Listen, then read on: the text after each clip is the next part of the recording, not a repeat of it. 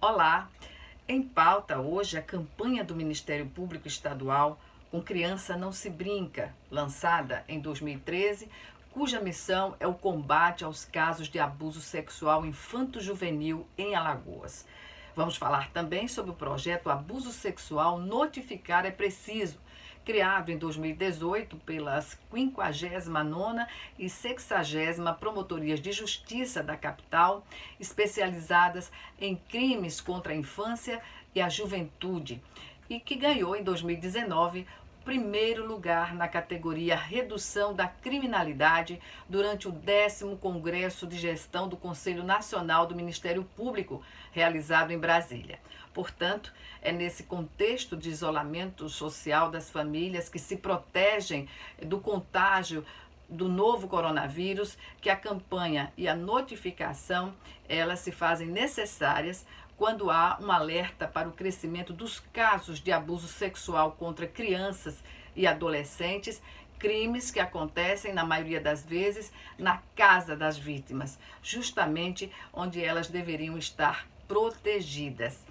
Para falar sobre o assunto, minha convidada hoje é a promotora Dalva Tenório, titular da 59ª Promotoria de Justiça da capital, a quem eu agradeço por estar aqui conosco. Doutora Dalva, qual é o cenário atual nas residências que concorrem para as crianças ficarem ainda mais vulneráveis nessa fase de isolamento social? Inicialmente, Gorete, eu gostaria de agradecer pelo espaço e também lhe parabenizar e a sua equipe por esse novo formato, não deixando as pessoas ficarem sem notícias, não é? Sem informação. O cenário hoje, nessa situação de isolamento social, deixa a criança, o adolescente, numa situação de vulnerabilidade extrema. Porque o que é que a gente imagina? Eles estão dentro de casa, da própria casa. Infelizmente, a verdade não é essa. Muitos estão passando por situações de violência, de maus tratos, de negligência e de abuso. Todos os modos de abuso, inclusive o abuso sexual. Porque eles ficam confinados, muitos com famílias inteiras, de tios, primos, irmãos mais velhos, e isso alimenta a indústria do abuso, vamos assim dizer, não é? Deixa-os mais vulneráveis. E é uma grande preocupação, uma preocupação mundial. Não é só uma preocupação do Brasil, não é só uma preocupação de Alagoas. Que sinais as pessoas próximas, parentes, amigos da família, vizinhos, devem observar? Nessa época de isolamento social, quando estamos isolados com crianças ou em condomínios que tenham muitas crianças, apartamentos, nós devemos ter um olhar e um ouvido cuidadoso. Os maiores casos de abuso são justamente dentro das casas. Se você está isolado, com crianças, adolescentes, com uma família grande, tente conversar com aquela criança. Reserve um tempo para brincar com ela. Saber o que ela tem feito, o que ela pensa, as suas angústias, as suas ansiedades, porque tanto gera ansiedade no adulto como na criança uma situação de isolamento social.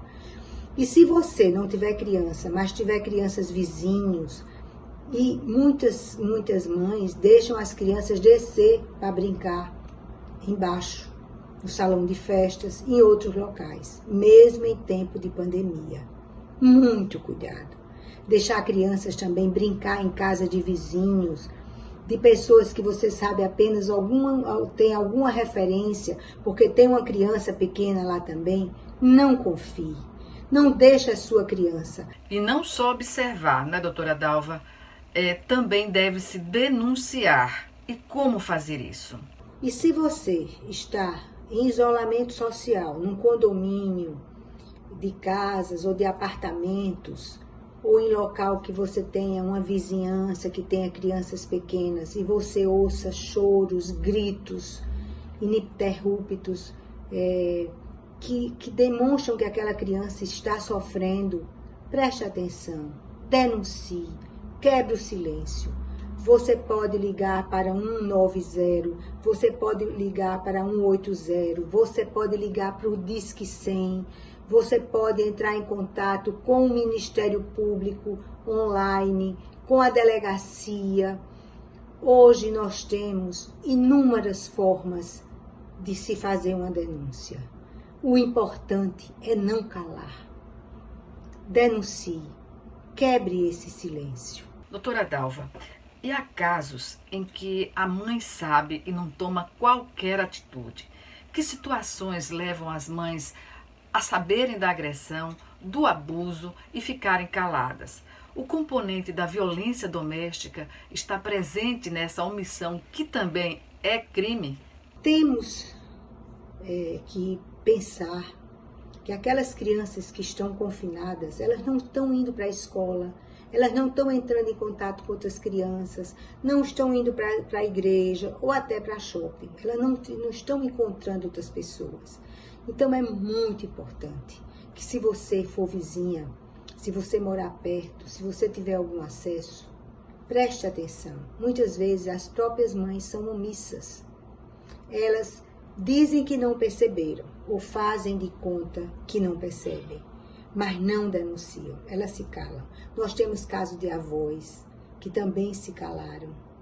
Nós temos casos de tios, de primos e nós temos casos de bisavós. E o que é que elas pensam? Se aquela pessoa for um arrimo de família, se tiver se for financeiramente bem e der algum retorno para aquela família, ou alimentar, ou qualquer outro retorno financeiro, dificilmente essas pessoas vão denunciar. Muitas mães, quando chegam ao Ministério Público, eu pergunto, mas durante esse tempo todo a sua filha foi abusada e você nunca percebeu? Não, eu nunca percebi nada. E quando ela contou, eu não acreditei. Em tantos anos de atuação no Ministério Público, qual o caso que mais a chocou? Eu estou desde 2013 nesta promotoria, que trata de crimes contra a criança, e ela é especializada. Então, eu recebo os inquéritos de Maceió, de todos os bairros. E às vezes eu penso, qual que mais me chocou? Toda vez que eu entro em uma sala de audiência, que eu vou ouvir uma criança, um adolescente, eu vou com o coração apertado e a alma doendo. Às vezes eu tenho a impressão que não estou conseguindo respirar. Porque você sente no ar o peso, a angústia, a tristeza. E você percebe também a dor nos olhos e os queloides da alma. É muito triste. Eu tenho casos que nós analisamos de crianças que foram abusadas pelo próprio pai e disse ele era o meu herói. E o pai se envolveu com drogas e abusou da criança. Temos com bisavô, a criança de 4 anos de idade, que nem entendia o que o bisavô estava fazendo. E ele foi flagrado abusando da criança. E outros terríveis que a mãe não acredita. Como essas crianças chegam à primeira instrução criminal na promotoria? Qual sinal no comportamento dela, além do choro frequente, que indica esse trauma? É terrível, Gorete, numa sala de audiência. Quando nós vamos ouvir as crianças, elas ficam numa sala ao lado, uma sala de vítima, e elas vêm sozinhas. E nós perguntamos, você quer que a sua mãe sente perto de você? Ultimamente nós temos escuta com menos dano, não é sem dano. Não é? Mas muitas vezes eu prefiro ouvir. Eu gosto de ouvir, olhar olho no olho. E você percebe, algumas chegam chorando, nervosas, outras as menorzinhas contam como se aquilo tivesse se passando com o terceiro, que não fosse com ela. E você olha no olho e normalmente eu sento perto. Se eu estirar um pouco a mão, elas seguram na minha mão para poder falar. É muito interessante. E eu sempre, quando elas entram, que elas têm algum entendimento, 5, 6, 7, 8, 9 anos, eu olho no fundo do olho delas e digo, olhando, eu acredito em você. Eu confio em você. Porque um dia entrou uma criança de 8 anos e olhou para mim, eu disse, olha, você vai ter que contar o que aconteceu. Ela virou para mim e disse, a senhora acredita em mim? Eu disse, acreditei já. Para você chegar aqui, eu já fiz uma denúncia. Então, eu acredito em você. Qual a quantidade e a variedade de inquéritos que chegam, em média, por semana ou mensalmente à promotoria? Da delegacia da criança, nós recebemos inquéritos de abuso, de negligência, de abandono, de maus tratos. E é interessante você perceber que, neste momento, alguns bairros nós temos um aumento nas denúncias. E em outros bairros nós temos apenas abandono de incapaz. Eles estão abandonando os filhos. E também temos alguns casos de abuso de criança. Nós recebemos 5, 6 por semana inquéritos, que muitas vezes voltam para novas diligências, outros ficam e são judicializados, ou seja, nós fazemos a denúncia para começar a instrução criminal. Mas é um número alto. E eu acredito que seriam muito maiores os números se todos denunciassem.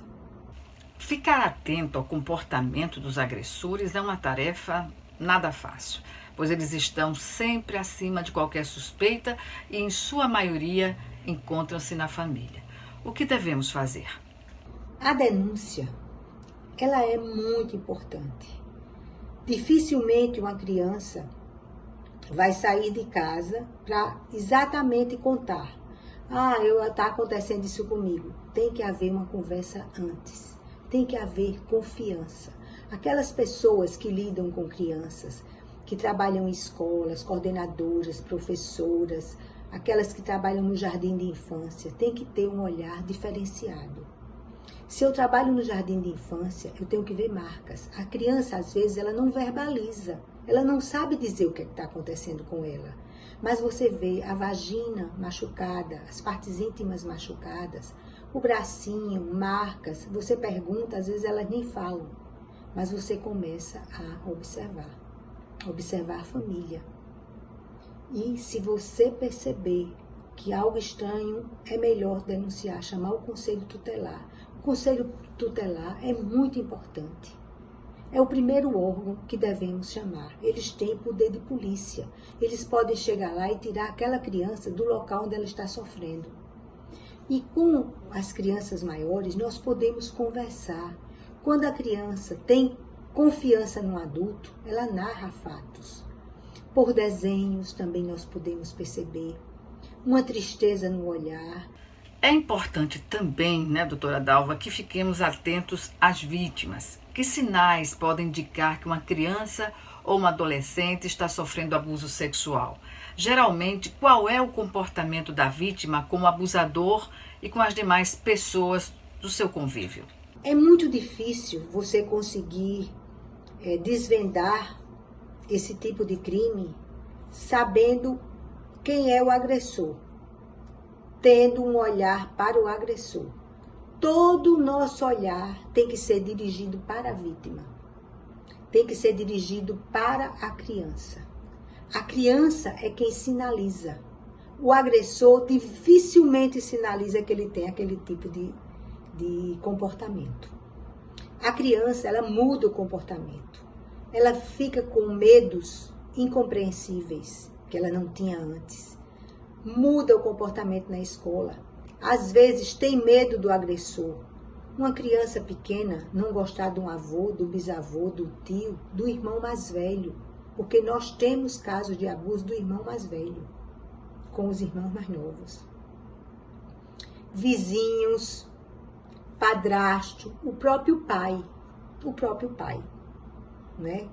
Que 52% das crianças que são abusadas hoje no mundo, segundo a estatística, é por parente muito próximo, pai, padrasto, tio.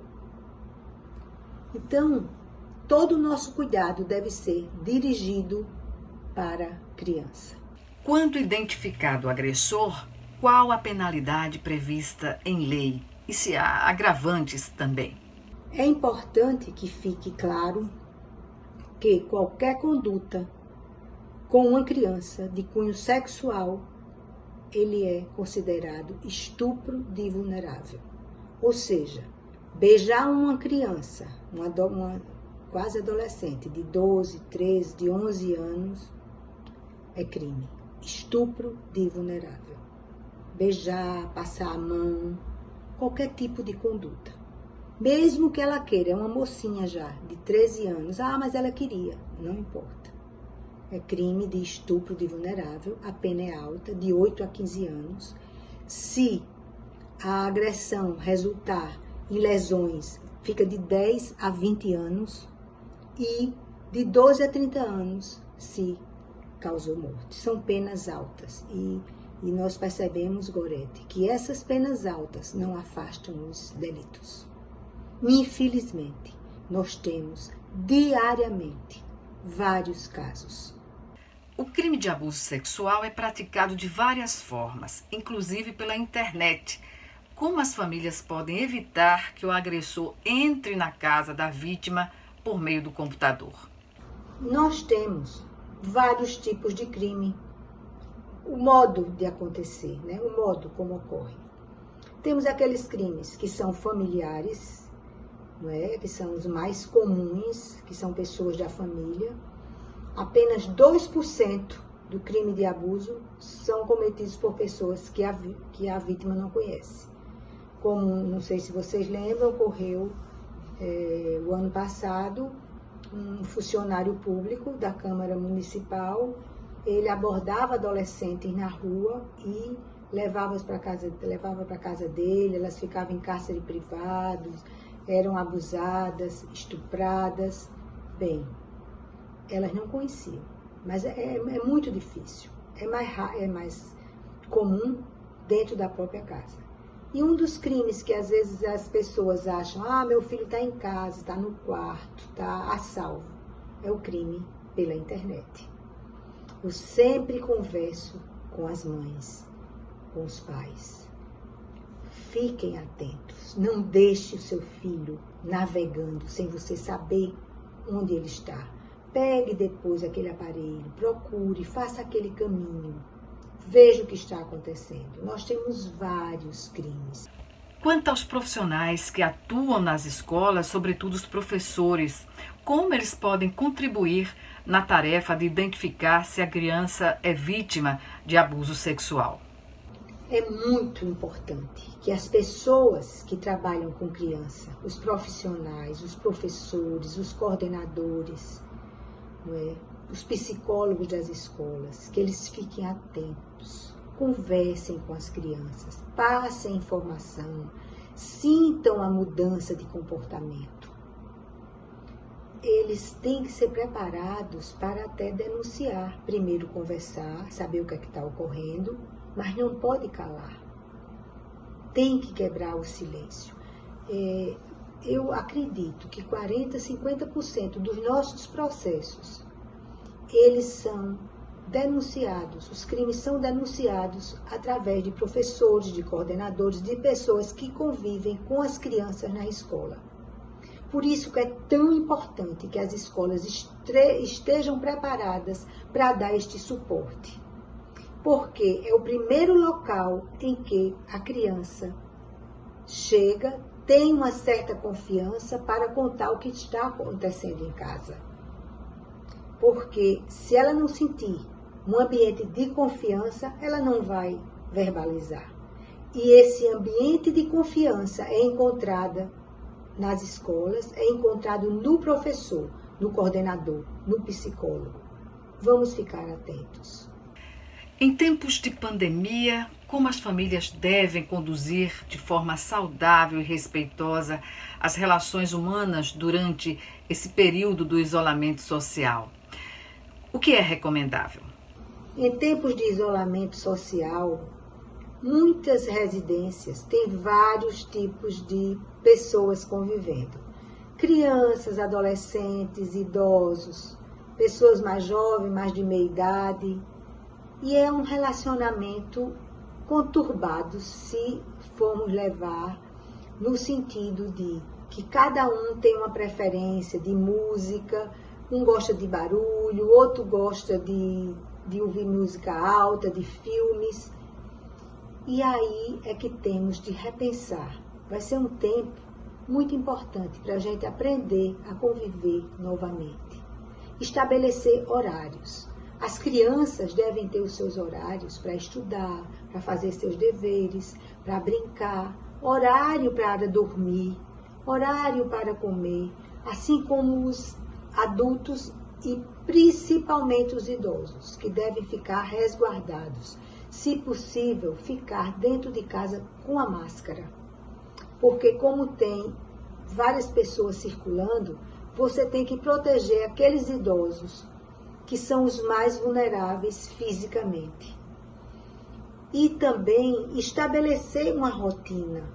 Doutora Dalva, nos fale agora sobre o projeto Abuso Sexual Notificar é Preciso, que conquistou o primeiro lugar na categoria Redução da Criminalidade do Prêmio do Conselho Nacional do Ministério Público em 2019. O nosso projeto Notificar é Preciso nasceu de uma necessidade que nós tínhamos de ter o exato número das crianças, quando eu digo crianças, porque tinha criança de 10, 11 anos grávida, que pariram em hospitais de Maceió.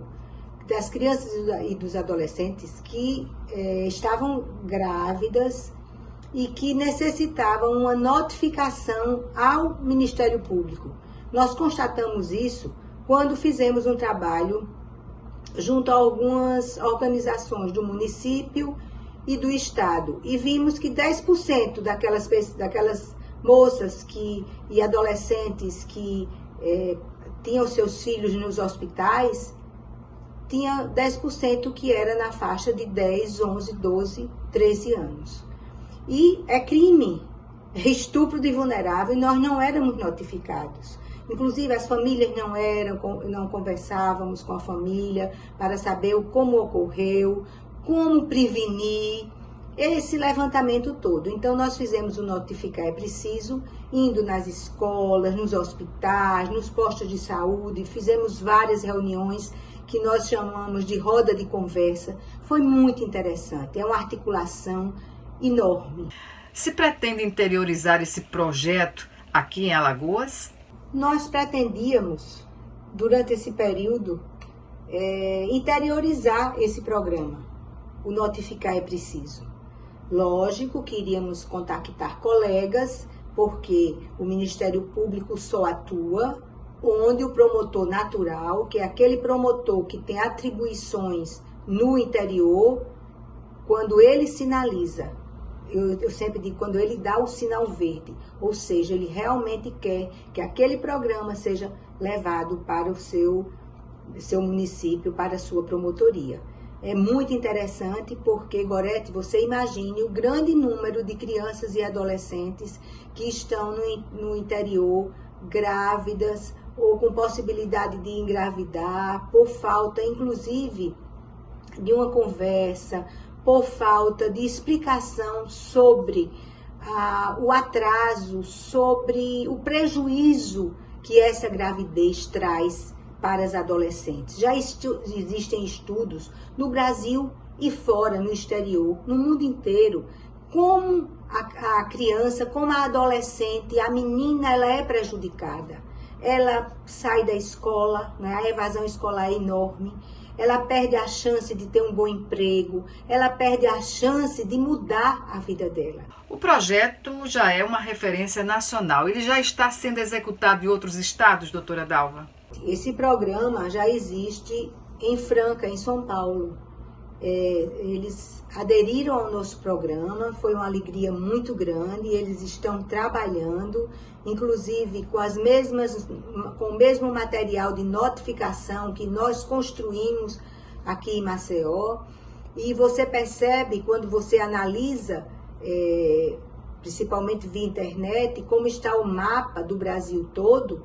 É enorme o número de adolescentes grávidas que saem da escola, que têm doenças venéreas, doenças sexualmente transmissíveis, que têm problemas psicológicos por conta dessa vida sexual muito cedo.